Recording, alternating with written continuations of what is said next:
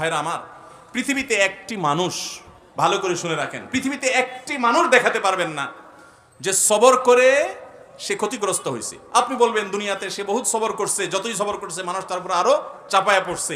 আমি বলবো যদি সে আল্লাহর জন্য সবর করে থাকে তো হাতির মতো মরলেও লাগ বাঁচলেও লাগ, তার এই সবরের বিনিময়ে আল্লাহ তাআলা দিবেন না দিবেন না? দিবেন। আর বেশিরভাগ ব্যক্তি সবরের ফলাফল দুনিয়াতেই দেখে যায় ভাইরা আমার। আর যে সবর করে না, আপনার ধরেন একটা অসুখ বিসুখ হয়েছে, আপনি এখন গালিগালাজ করলেন, হ্যাঁ, আপনার একটা বিপদ হয়েছে, আপনি আল্লাহকে, ফেরেশতাদেরকে, আশপাশে মানুষদেরকে গালিগালাজ করলেন, মুখ খারাপ করলেন, ভাঙচুর করলেন, তাতে কি আপনার বিপদটা দূর হয়ে যাবে? আমার কথা কি বুঝতেছেন? কোন একটা পেরেশানি আসলো, ভাঙচুর করলেন, অস্থির হয়ে গেলেন, জামা কাপড় ছিঁড়লেন। অনেকে আছে নিজের আত্মীয় স্বজন মারা গেলে ধৈর্য ধারণ করতে পারে না।